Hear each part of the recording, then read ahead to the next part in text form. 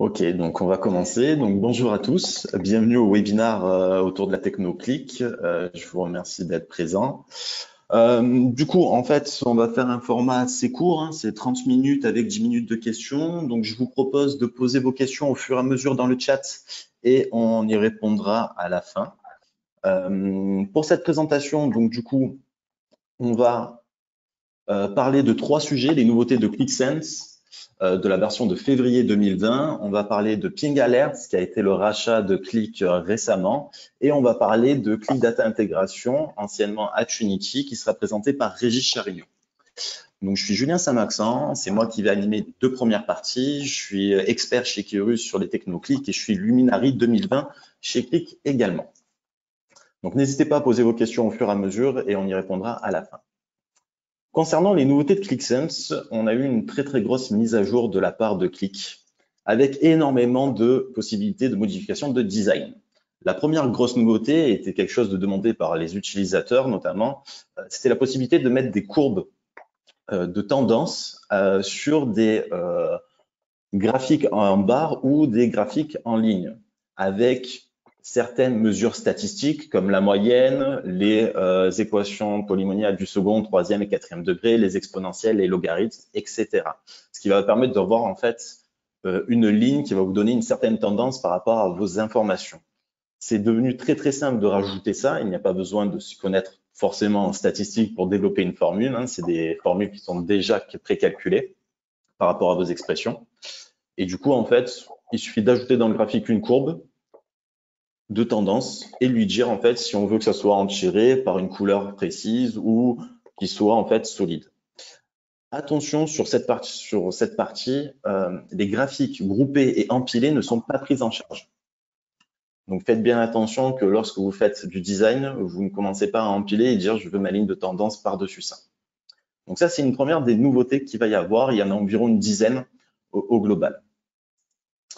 La deuxième nouveauté, et pas des moindres, c'est la partie des infobulles, où à l'intérieur de celle-ci, sur l'ensemble des graphiques que vous voyez sur la page, donc les graphiques en barre, les graphiques combo, la carte, tout ce qui est camembert, le trimap et le skater, on va pouvoir en fait, à travers ces graphiques-là, ajouter en plus des expressions et des mesures qui sont déjà présentes. En passant la souris dessus, on va pouvoir rajouter d'autres informations et potentiellement des informations qui ne sont pas dans l'expression de base.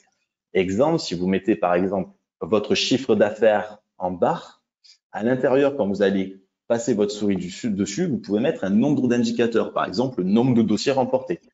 Il va vous permettre en fait de jouer avec plusieurs informations en même temps. Attention, c'est une nouveauté qui est très intéressante, mais attention à ne pas mettre trop d'informations dans vos indicateurs. C'est aussi très simple d'ajout. Il suffit donc d'aller dans les propriétés, dans l'apparence, et vous avez en fait un paramètre infobulle où à l'intérieur, vous allez pouvoir en fait rajouter autant de mesures que vous le souhaitez. Pas tous les graphiques sont disponibles. Actuellement, vous en avez quand même 6 qui sont présents et pratiquement les plus utilisés actuellement. Et ça va vous permettre en fait de croiser plusieurs fois des mesures différentes selon différents axes d'analyse. Troisième nouveauté, c'est une nouveauté plus de côté design. Il avait été demandé par beaucoup d'utilisateurs sur la communauté de Click d'avoir la possibilité de changer un peu le style des lignes et notamment de pouvoir en fait les mettre en pointillé, de mettre une courbe un peu plus grasse, on va dire, par rapport aux autres, d'augmenter les points par rapport aux axes d'analyse, etc. C'est ce qui a été fait. C'est une nouveauté qui est intéressante. Bien sûr, attention dans le design à ne pas trop jouer avec ça, puisqu'au bout d'un moment, en fait, vos graphiques, selon le nombre de données que vous avez, vont être plus ou moins empilés les uns sur les autres, et donc vous n'allez plus pouvoir voir réellement toutes vos lignes. Quatrième nouveauté, une nouveauté qui est intéressante pour les amoureux des tableaux, c'est qu'on va pouvoir designer les tableaux à l'intérieur, c'est-à-dire pouvoir enfin jouer sur la taille et la couleur de police d'en-tête, la taille et la couleur de la police des cellules, l'alignement dans les colonnes. Et on va pouvoir en fait tout d'un coup faire un tableau un peu plus sympathique au premier regard et de permettre en fait une cohérence dans la charte graphique globale d'une application Click. C'est uniquement sur des tableaux que ça peut se faire. Il faut bien faire attention qu'il y a des nouveautés encore qui vont arriver, qui vont nous permettre de faire encore beaucoup plus de choses, mais c'est déjà une bonne partie dans un premier temps. Donc là, on se rapproche quand même des fonctionnalités qu'il y avait dans ClickView et qui n'étaient pas encore dans ClickSense, donc ça arrive au fur et à mesure. Là, ils ont fait vraiment beaucoup d'améliorations côté design. En termes de fonctionnalités qu'il y avait dans ClickView et qui n'étaient pas dans ClickSense, c'était la possibilité de mettre des petits indicateurs au sein de tableaux simples, notamment ces petites bulles de couleur rouge, verte, bleue, des étoiles, des flèches et tout ça. Ce sont des petits indicateurs qui ont été rajoutés au fur et à mesure là et qui vont nous permettre en fait d'agrémenter et de rendre un peu plus sympathique et pouvoir analyser plus rapidement l'information de ce que vous allez mettre dans vos tableaux. Ici, dans notre exemple, on voit des produits, on voit des ventes. On a un taux de vente par rapport à l'année précédente, une variation. Et puis, chaque bulle, en fait, dit si c'est supérieur ou inférieur par rapport au seuil qu'il a défini. Attention, les petites bulles de couleur ou les indicateurs que vous allez mettre à l'intérieur ne fonctionnent pas avec une expression dynamique. C'est-à-dire que lorsque vous allez vouloir définir les seuils de couleur, ce sont des seuils fixes. Exemple, si je suis supérieur à 0, c'est vert. Si je suis inférieur à 0, c'est rouge. On ne peut pas mettre une expression dynamique à l'intérieur par ligne. Donc, il faut bien faire attention à ça. C'est toujours aussi simple de le mettre en place. Il y a un petit menu qui est fait. Pour ceux qui ont déjà travaillé sur les jauges comme graphique, c'est le même principe. Donc, ça vous permet quand même de rendre un peu plus sympathique la visualisation et de voir directement ce qui va ou ce qui ne va pas. Petite nouveauté qui est fort sympathique pour les personnes qui aiment bien rendre une application ClickSense un peu comme une application web. C'est les graphiques de boutons. Les boutons qui nous permettent de faire énormément de choses, notamment de faire des boutons de navigation pour aller dans différents menus, des boutons de switch, par exemple, pour changer le taux d'une monnaie, de passer en euros en dollars, de passer aussi, par exemple, d'une langue en français en anglais. Donc, on peut faire beaucoup de choses. C'est un objet qui a été au début laissé un peu à l'abandon et qui est revenu très, très rapidement au sein de la construction d'une application Click pour permettre une ergonomie et une navigation très interactive et très facile pour tout utilisateur, même s'il n'est pas de l'informatique. Donc, à travers ces boutons-là, c'est un peu les boutons comme quand on avait dans ClickView, c'est qu'on peut définir tout type d'actions. Des actions de manipulation de sélection, d'état de champ, de définir des signets, de définir des variables. On a vraiment le choix. On retrouve l'objet bouton qu'on avait dans ClickView à 100% dans ClickSense. Une nouveauté qui est sympa, il est toujours très difficile en fait pour un utilisateur de créer sa moyenne mobile par exemple ou de faire la différence par rapport à un autre mois, de sortir des formules assez super compliquées et on a souvent besoin de tout l'IT pour pouvoir faire ça. Click a décidé de mettre en place deux petites fonctionnalités assez sympathiques qui vous permettent en fait directement, sans créer une formule, de calculer des différences ou des moyennes mobiles ou j'ai perdu, désolé, des 12 mois glissants, des 6 mois glissants ou autres, très facilement sur vos graphiques. Avant, quand même, c'était quelque chose qui était assez fastidieux à faire pour quelqu'un qui ne connaissait pas l'informatique. Pour des développeurs Click ou des consultants Click, c'était quelque chose qui faisait assez quotidiennement. Là, ça a été rajouté. On retrouve une fonctionnalité qui existait dans ClickView et qui vient d'arriver dans ClickSense. Donc, ça va vous permettre vraiment très facilement de créer des graphiques, de proposer ça à vos utilisateurs sans avoir de problème de formule et aussi d'optimisation de formules pour avoir une navigation fluide. Une nouveauté concernant aussi les cartes. Il est possible maintenant de mettre des symboles sur les différents points qu'on souhaite. Ici, on a mis des drapeaux français sur les différentes villes. Il est possible également d'activer ou désactiver des calques, ce qui va nous permettre de pouvoir en fait coloriser certaines parties. sans qu'elle soit cliquable. Exemple ici, on peut voir que tout ce qui est en vert, c'est en fait la température de l'eau. Et du coup, en fait, ces éléments ne sont pas cliquables, mais c'est fait à partir d'un calque. Donc, c'est quelque chose que là, ClickSense est en avance sur du ClickView et il restera en avance dessus. C'est très facile à mettre en place. Tout utilisateur lambda est capable de faire ça et donc de pouvoir en fait dire ben, cette partie du calque qui est par exemple la couleur de mon territoire n'est pas cliquable, mais je la laisse colorier quand même. Ce qui vous permet de croiser en fait différents indicateurs en même temps. Un graphique qui a été énormément demandé et qui a mis du temps à venir, qui a été en fait le graphique entonnoir et funnel, qui est arrivé sur la version de septembre, si je me trompe pas, septembre 2019 dans les bundles. Là, ils ont mis une nouveauté par-dessus, c'est il y a la possibilité de trier ce fameux bundle et de plus avoir un entonnoir classique. Cela permet vraiment d'avoir une analyse un peu plus cohérente sur des parties des différentes dimensions qu'on peut avoir. Quelque chose d'un peu plus compliqué, mais qui est sympathique. Il faut savoir que Click met tout en œuvre actuellement. Donc là, avec tout ce qui nous arrive par rapport au coronavirus, toute la roadmap va être un peu décalée. Ils ont dit que ils allaient mettre beaucoup d'options pour pouvoir personnaliser un ClickSense, une application avec des thèmes plus faciles à mettre en place. C'est vrai qu'actuellement, pour mettre en place des thèmes, il faut s'y connaître en tout ce qui est technologie web, donc du JSON, du HTML, du CSS, etc. Ils ont ouvert quelques possibilités au fur et à mesure. Là, par exemple, on a le cas que chaque graphique peut avoir son propre thème, son propre style pour pouvoir changer la police, pour pouvoir mettre une couleur différente, pour pouvoir aussi mettre un affichage un peu plus gros selon les indicateurs. Ça reste toujours du code assez particulier. Ça va s'améliorer pour que les utilisateurs lambda puissent le faire très simplement.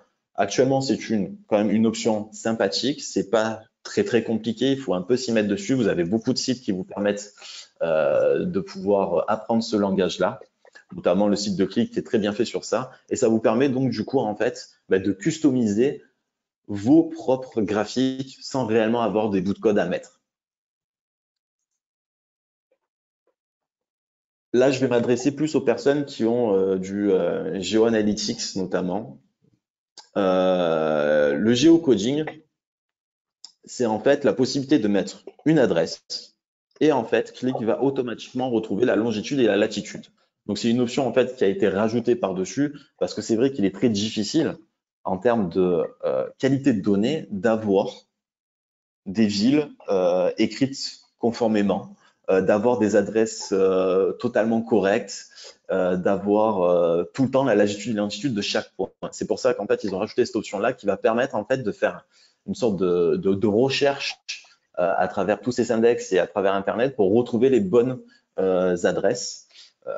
Pour ceux qui ont déjà utilisé la carte, quand vous mettez par exemple le département de Vienne en France, la plupart du temps, ce département-là se retrouve en Autriche. Vous avez Marseille qui peut se retrouver un peu partout, vous avez Paris qui peut se retrouver un peu partout aussi dans le monde, puisqu'il existe différents types de villes. Et c'est grâce à la longitude et à la latitude qu'on arrive vraiment à fixer ce point-là. Donc c'est une option qui a été rajoutée justement pour vraiment figer totalement ce genre de points. Et quand on rentre en fait un peu plus dans une ville pour avoir des points bien précis à travers une ville, on arrive à avoir quand même une précision bien plus importante que à la base. Donc du coup là on a vu à peu près toutes les nouveautés de la partie ClickSense février 2020. On va passer sur un autre sujet qui est un sujet assez intéressant. J'ai pas pour l'instant de démo à vous montrer, mais en tout cas je vais vous parler du produit Ping Alert. Click a récemment racheté Roxai avec son outil Ping Alert. C'est un outil qui va vous permettre de pouvoir mettre des alertes sur des applications ClickSense. Des alertes, ça va être des alertes de tout type. Vous allez avoir des alertes de rechargement, des alertes d'échec de rechargement, mais aussi avoir des alertes de seuil. C'est-à-dire que par exemple, moi, je vais me connecter sur mon outil Ping Alert qui va être intégralement mis dans toutes les solutions Click. Ça va être un produit à part, attention. Et du coup, je vais lui poser soit une question, puisqu'il y a un chatbot qui est intégré, soit je vais aller sur la plateforme de management de mes alertes. On peut voir qu'en bas à gauche, on a ce qui ressemble en fait à la plateforme des alertes. Je vais définir mon application, je vais lui dire si je veux qu'il y ait une alerte et sur quoi cette alerte elle doit être faite. Exemple, j'ai un chiffre d'affaires, je suis mon chiffre d'affaires tous les jours et je veux qu'à 16 heures, si mon chiffre d'affaires n'est pas à 55 000 euros sur tel client, on me prévienne pour que je puisse faire une action dès le lendemain pour rattraper ce retard-là. Vous allez avoir différents canaux pour pouvoir avoir ce genre d'alerte. Vous allez avoir tout ce qui est pour la partie mobile, vous allez avoir tout ce qui est la partie chat, vous allez avoir tout ce qui est email aussi. Donc, ça va vous permettre de monitorer votre activité, mais aussi de monitorer en fait tout ce qui se passe à travers vos applications. Donc, c'est un produit qui devait arriver en Q2. Avec tous les événements, comme je vous ai dit, je ne sais pas trop comment ça va se mettre en place. En tout cas, c'est un produit qui est très intéressant, qui va se combiner vraiment avec ClickSense et qui va permettre de répondre à beaucoup de questions utilisateurs pour dire d'accord, mais je ne peux pas passer de mon temps sur l'application. Par contre, une petite alerte le matin ou le soir pour me dire attention, qu'est-ce qui se passe? Ça permet quand même de suivre une activité et de prendre les bonnes décisions très rapidement. Donc ça, c'est un produit voilà, qui va arriver dans l'année. On aura plus d'informations un peu plus tard et on vous reproposera bien sûr un webinar à travers ça. N'hésitez pas à poser des questions sur la première partie, donc des nouveautés de février 2020 et sur Ping Alert si vous le souhaitez. Je vais donner la main à Régis Charignon pour la partie Attunity qui s'appelle maintenant Click Data Intégration. Bonjour à tous, j'espère que vous m'entendez, que le son est très bon. Donc je vais vous parler de Click Data Intégration, qui est en fait le produit issu du rachat de la solution Attunity. Attunity, une solution qui existait depuis 20 ans et spécialisée dans tout ce qui est Change Data Capture. Alors, qu'est-ce que va vous permettre de faire Click Data Intégration? Ça va vous permettre de pouvoir moderniser et automatiser l'intégration de données. Attunity, donc Click Data Intégration, possède un moteur de réplication de données qui fait de lui le leader en Change Data Capture. L'idée, c'est de pouvoir, plutôt que de batcher en fait vos alimentations de données, c'est de pouvoir capter la donnée dès que les données vont bouger. Donc, quand on est dans un mode batch, on va programmer nos rechargements. Mais si entre deux rechargements, la donnée a bougé plusieurs fois et qu'on veut capter tous les statuts de cette donnée-là, il faut partir sur ce qu'on appelle le Change Data Capture. Donc là, on ne va pas batcher en fait nos chargements, mais on va se connecter aux données pour les stocker dès qu'elles bougent. Cela nous permet de pouvoir intégrer la donnée dans différents systèmes. On s'appuie sur les principaux fournisseurs de cloud computing, que sont Google, Azure, AWS. Et donc, ça va vous permettre de pouvoir répliquer vos données qui sont on-premise sur vos environnements, sur votre réseau, pour pouvoir les déporter dans les différents clouds. Donc, c'est le produit idéal pour tout ce qui va être migration cloud ou pour, je dirais, adresser des nouveaux use cases d'entrepôt de données dans le cloud ou de nouveaux data lakes. En termes d'utilisation, c'est un outil qui est très, très simple. Et ce qui est intéressant, c'est qu'il va pouvoir automatiser aussi tout ce qui va être la création de table 6 ou de table cible ou l'instantation des données. Donc, dès que quelque chose va changer dans vos systèmes sources, lui-même va être capable de pouvoir modifier vos tables cibles pour qu'il n'y ait pas de rupture d'alimentation ou de rejet parce qu'il y a un mapping de champ qui a changé ou j'ai créé une nouvelle table qui n'a pas été créée dans l'entrepôt de données. Celle-ci va se créer automatiquement. Et donc, ça va permettre de pouvoir créer et déployer rapidement toutes les structures d'analyse prêtes à l'emploi.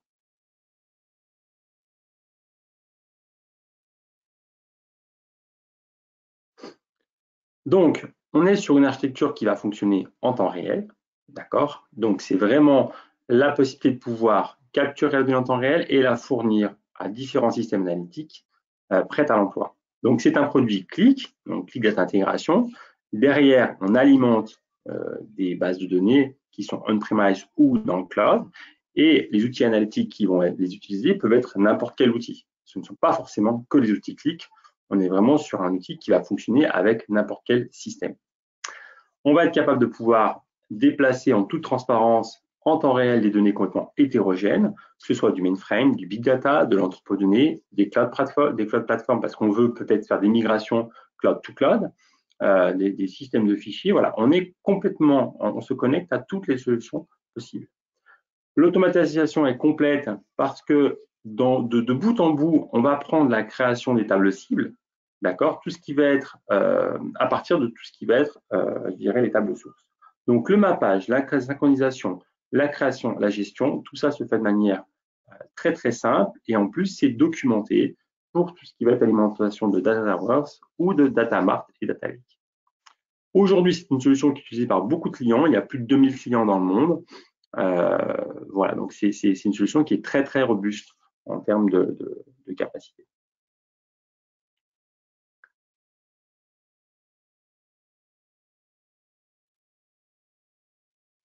Vous avez ici un petit résumé en fait des capacités. Donc on se connecte avec cet outil à l'ensemble des systèmes de bases de données qui sont à gauche, que ce soit du mainframe, des bases de données en SaaS, des applications, on peut se connecter à un ERP comme SAP, les entrepôts de données, tout ce qui va être base de données relationnelles. On va générer ce qu'on appelle du streaming en fait, temps réel. Donc on va générer ce streaming, on va pouvoir, je dirais, le stocker dans différents data lakes dans le cloud, et on va pouvoir, bien sûr, affiner, parce qu'on va pouvoir transformer la donnée pour un usage analytique. D'accord? Donc vous avez à droite toutes les cibles possibles. Ça peut être de la réplication de données, donc dans des bases de données qui sont on-premise ou dans le cloud. On peut aller sur du data warehouse on-premise ou dans le cloud, type Snowflake par exemple, où on va pouvoir développer des data lakes sur différents cloud providers, que ce soit Databricks, Hortonworks, Cloudera, AWS, Azure, Google Cloud Platform. La liste n'est pas exhaustive, bien entendu. Si vous avez un cas d'usage spécifique ou une architecture technique spécifique, n'hésitez pas à nous contacter, on vous dira si c'est supporté ou pas, en sachant que le produit supporte un grand nombre de solutions. Donc pourquoi utiliser cette solution, Qlik Data Intégration? Pour avoir du temps réel, d'accord? C'est vraiment, aujourd'hui, on est vraiment dans un besoin de réactivité accrue et de plus en plus, les cas d'usage s'orientent vers du temps réel. Universel, parce qu'on va pouvoir déplacer les données en toute transparence et les données que vous avez on-prem vont se retrouver dans un cloud exactement avec la même architecture si vous le souhaitez. Et c'est complet parce qu'on va pouvoir automatiser tout de bout en bout en créant les tables cibles, les mappages, synchroniser tous les schémas. Donc, ça veut dire qu'en temps de delivery, en temps de développement aussi ou en temps de migration, il y a un gain qui est assez conséquent. Alors, quelques illustrations des cas d'usage auxquels on s'adresse. Donc, dans le cas de la réplication de données, les caractéristiques sont simples, hein, c'est de pouvoir créer, instancier et mapper automatiquement des tables cibles, saisir, livrer des données en temps réel et sans agent. Ça, c'est important de ne pas avoir d'agent. On va prendre en charge un certain nombre de SGBD, bien sûr, pour pouvoir les diffuser de manière continue, soit on-premise, soit dans le cloud.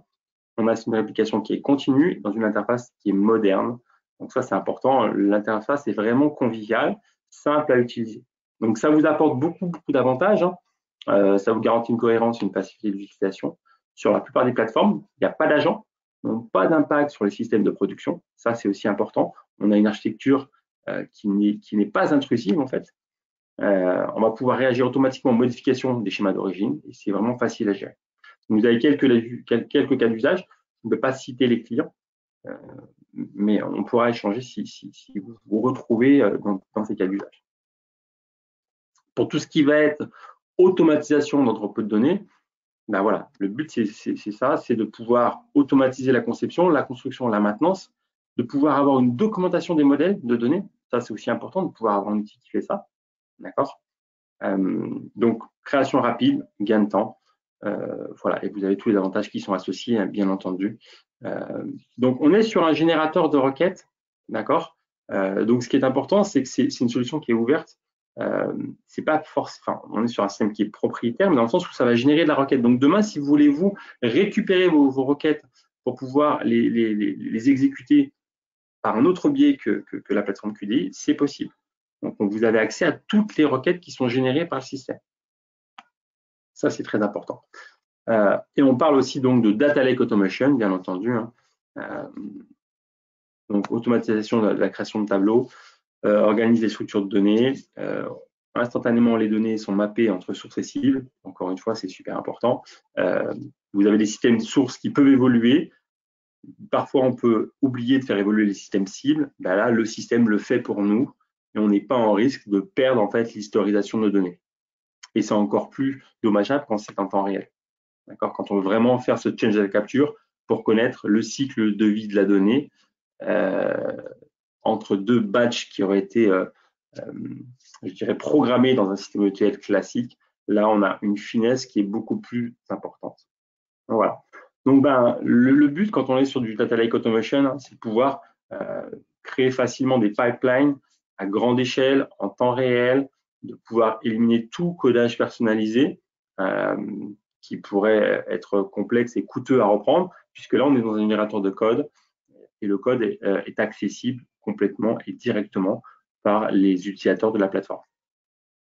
Voilà. Donc, QDI aujourd'hui, ça va vous permettre de pouvoir accélérer l'ensemble de vos projets, donc Click Data Intégration, accélérer vos projets dans tout ce qui va être migration vers les clouds, nouveaux cas d'usage vers le cloud, d'accord, tout ce qui va être élaboration d'entrepôts de données ou de data lake vers le cloud. Voilà.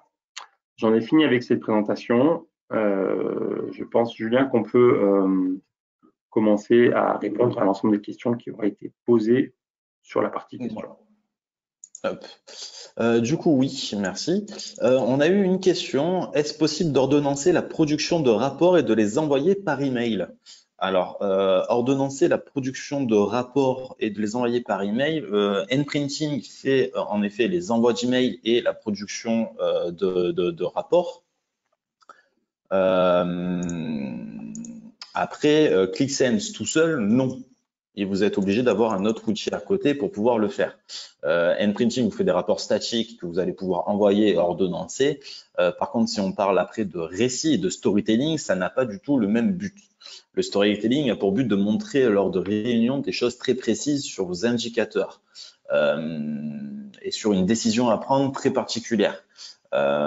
Tout ce qui est après envoi de rapport vraiment pour montrer le top 10 des clients, le top 10 des ventes, les indicateurs de la semaine N, N-1, et puis faire des year-to-date, tout ça, pour les envoyer statiquement à vos utilisateurs, ça va plus être dans nPrinting. Après, envoyer soit via Excel, qui seront dans un format Excel, PDF ou PowerPoint, et puis envoyer aux différents utilisateurs. J'espère avoir répondu à cette question. N'hésitez pas si vous avez des questions, parce que là, ça a été la seule question que nous ayons eue.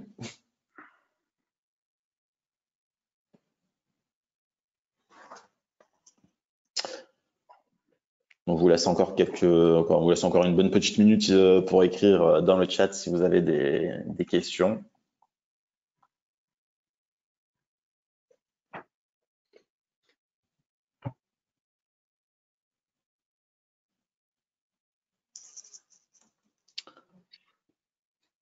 Apparemment, aucune autre question. Du coup, on va clôturer le webinaire là. Je vous remercie d'avoir participé à ce webinaire. N'hésitez pas à nous contacter si besoin pour avoir des informations complémentaires sur vos systèmes très particulièrement par rapport à ce qu'on a évoqué ou sur d'autres sujets. On sera là pour vous répondre. Je vous souhaite une très bonne journée et bon courage pour ces 15 jours à venir.